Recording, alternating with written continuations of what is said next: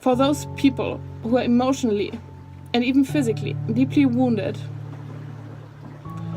It's not a game, it's not a joke, it's not about turning around beliefs.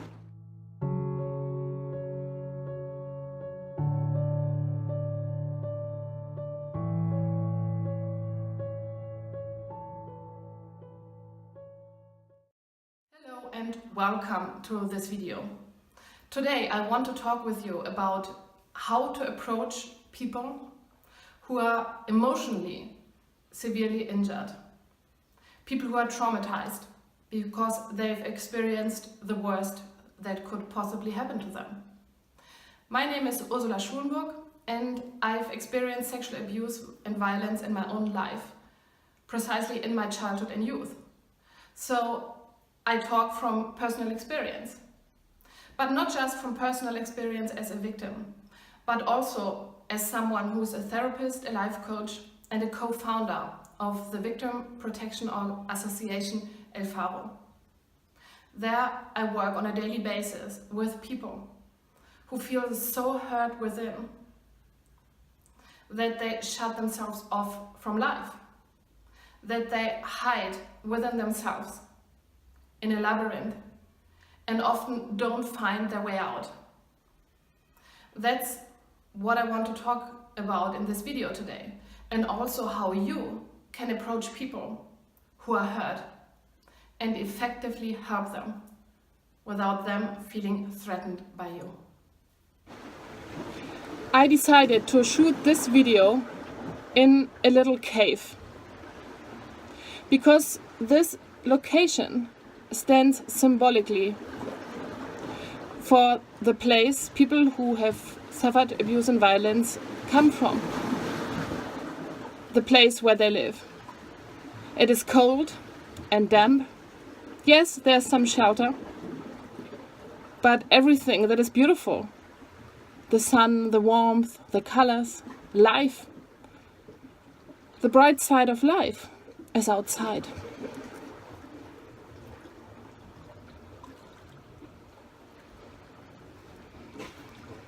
The bright side of life, life itself, is not available for people who have chosen to live in a cave, to live in what I call an emotional prison, a soul prison.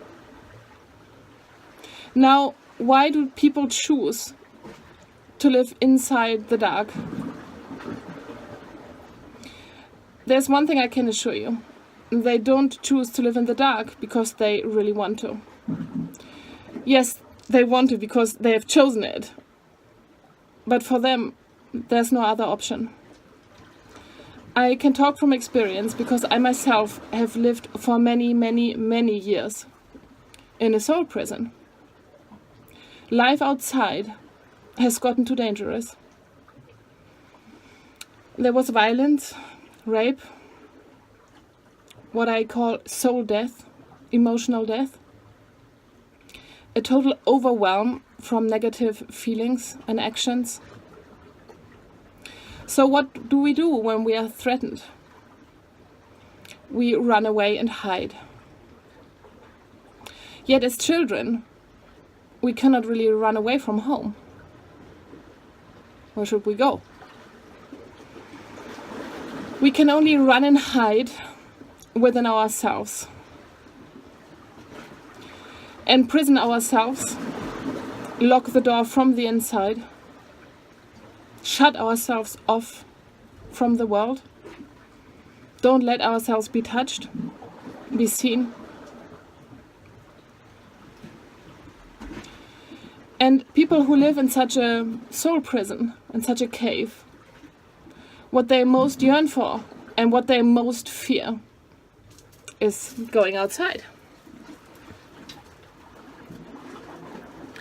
Because there's a part of them who knows, who is experienced, and thus created a belief that life outside is dangerous.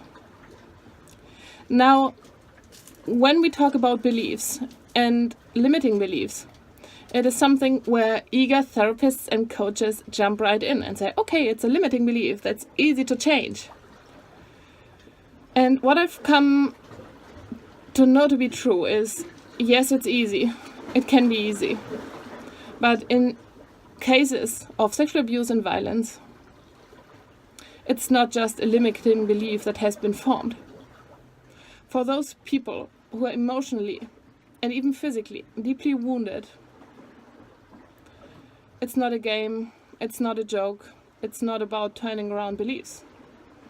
It's a matter about life and death. And I mean that quite literally, on a physical level, but also on an emotional level. Because being totally overwhelmed by hostile emotions comes very close to the feeling of dying.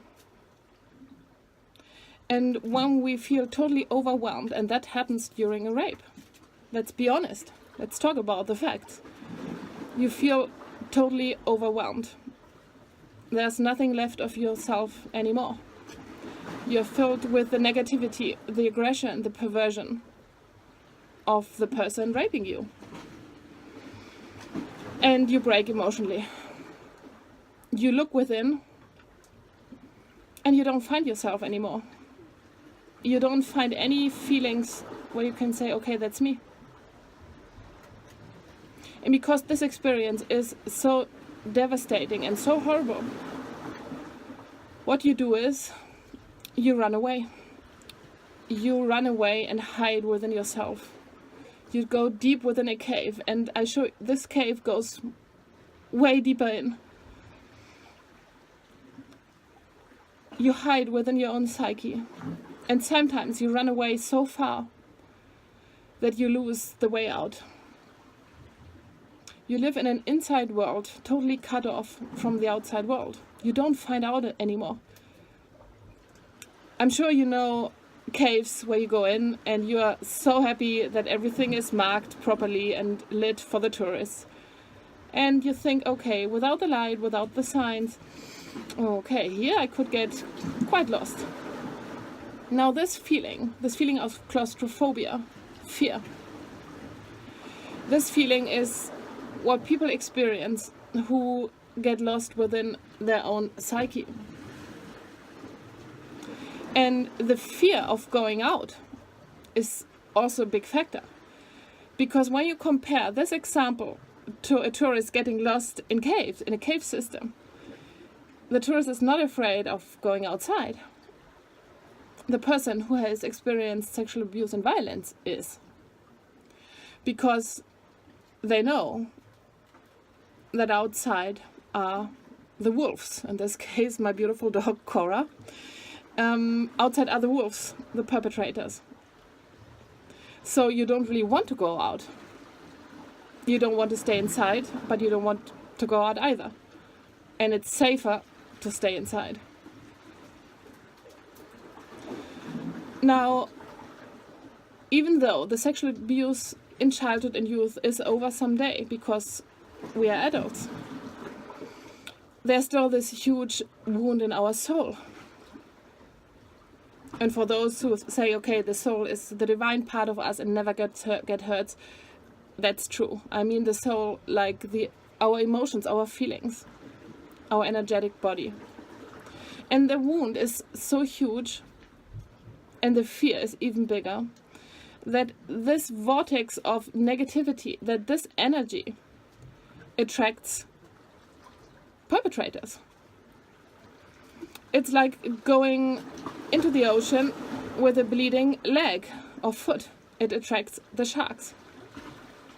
And I've seen this over and over again in my work with people, with victims of sexual abuse and violence, that as adults, they attracted situations, not because they wanted to, but simply because they had this bleeding foot, so to speak, attracted perpetrators, attracted similar, if not the same situations. So rape, violence, emotional suppression, prostitution. And they didn't see at the beginning the connection between what happened to them as adult persons and in their childhood.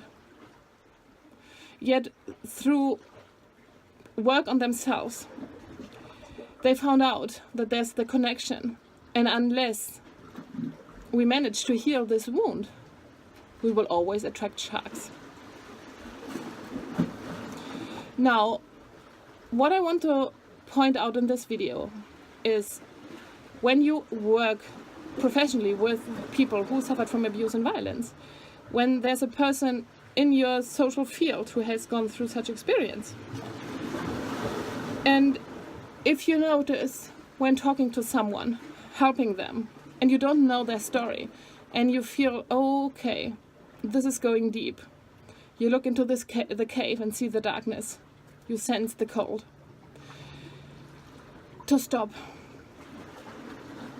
When I think about my own journey, what helped me most getting out of my cave was, yes, someone courageously going into the tunnel system, so approaching me emotionally and letting me know that there's a way out. At the same time, this person knew how to treat me. What do I mean by that? And that is very important. That's my biggest philosophy. Holding a space, seeing that person, and seeing and hearing them on different levels. Not fixing a problem, not wanting to rescue. Because the victim, has experienced overwhelm. Their boundaries were crossed in brutal, violent, and perverted ways. So when there's a person approaching them emotionally, physically, psychologically, with too much energy, even though the intention is a positive one, what they do is they shrink, they hide, they run away. I'm sure you know these videos of rescuers, of people rescuing stray cats and dogs. These animals are hungry. They want help, they need help desperately. At the same time, they are so afraid. So it's about how to approach a wounded soul, a deeply traumatized and wounded person. And the best way of doing it is with love, patience, and deep understanding. To take yourself totally out of the equation. It's not about you as a helper, not at all. If you really want to help, then make it all about the other person. What do I mean by that? As superficial as it might sound, respect their feelings. See them. Acknowledge them. Hold a space. I'm here for you. I see you. We are doing it your way. I have time. I'm deeply interested. I have energy. I can cope with it. It's not too big. It's not too horrible. You are not too much. All those words combined with an open and sincere heart and approach is what helps the person who suffered from abuse and violence gain confidence and regain trust in people and in life. Another thing that is very helpful is not to give advice, at least not at the beginning, and not jumping in, but rather to ask, would you like my perspective on that? To consciously respect the boundaries, not to give unsolicited advice, not to jump in, not to hug without having asked, not to cross those boundaries that this person is not able to defend, not even with a single no or stop, because these boundaries have been crossed so many times that this person doesn't know how to defend them. What is natural to people who didn't have such experiences is very new and very foreign for those who had gone through trauma. They need often months, years, decades, depending on how deep the trauma is, to set these boundaries, to learn to say no, to say yes to their natural aggression, and so on and so on. So if you want to help people who have gone through trauma, just remember one thing, only one thing. Make it about them, truly and honestly. Make it about them. That alone will already bring so much healing. Because when you experience rape and violence, it's not about you at all. You're not seen in your core. You're not respected. So meeting a person who respects you and makes it about you, maybe for the first time ever or the first time in a long time, that already brings a lot of healing. It might not seem a lot for you, but be sure it is a lot for the person you want to help. And now let's get out in the sun. Come with me.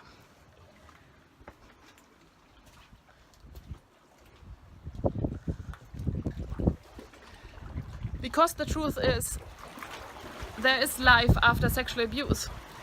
There is a way out. And life is far too beautiful, precious, wonderful, to have anyone or any experience take this away from you. I'm a living proof of that. So if you like content like this, give me a thumbs up. If you know someone who could benefit from this information, send the video to them, send them the link. If you want to know more about this and other subject about inner growth, also abuse, trauma, how to deal with it, subscribe to my channel. And I look forward to connecting with you in the next video. Talk to you soon. Bye bye.